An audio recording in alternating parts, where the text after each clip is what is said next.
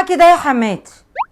ده موبايل اشتريته من عند جارتنا ست زينب، اديتهولها اصله كان زياده معاها، وادتني عليه شحن كمان هديه. غريبه ده. ايه في ايه؟ الموبايل مقفول ومش عايز يفتح، الظاهر ان هي عاملاه بالبصمه بتاعت صباعها.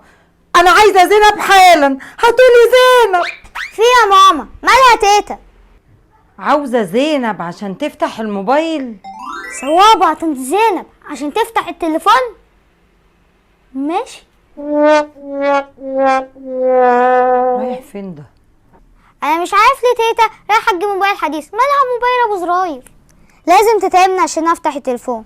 تلات كوبايات دي وكوبايه دي سميد، معلقه كبيره سكر، نص معلقه صغيره ملح، نص معلقه صغيره خميره. بس كفايه كده، ونقلب قلوبه بقى. فينك يا زينب؟ ونجيب بقى كوبايه الا ربع سمنه ونحطها عليها. دي طريقتي عشان لما حد يغسل الكوبايه ما يتعبش. نحط فيها شويه دقيق وهي تاخد السمنه وتنزل، ونبس دي بقى بس مبسوسه. بس خلي بالكم الخطوه دي مهمه جدا، لحد ما يبقى عامل زي رمل البحر كده. فينك يا زينب؟ وننزل عليه بكوبايه ميه. الميه تدريج عشان الدقيق بيختلف عن التاني. نعجن فيه بقى لحد ما يوصل للقوام اللي انتوا شايفينه ده. نسيبها بقى ترتاح حوالي ربع ساعه زي ما انتوا شايفين كده. ونجيب بقى البصمه بتاعه الكحك ونحطها عليه زي الخطوه بتاعتي دي بالظبط.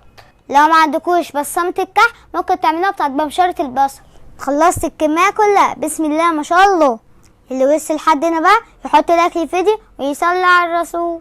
ركزوا كويس في النقطه دي، الزيت ولا عالي قوي ولا واطي قوي، في المتوسط.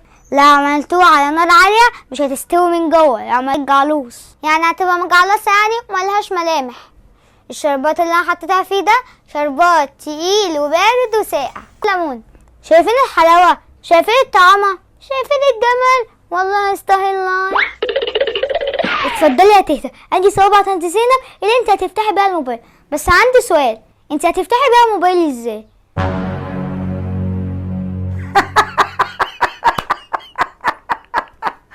تستاهلها يا واد يا فارس.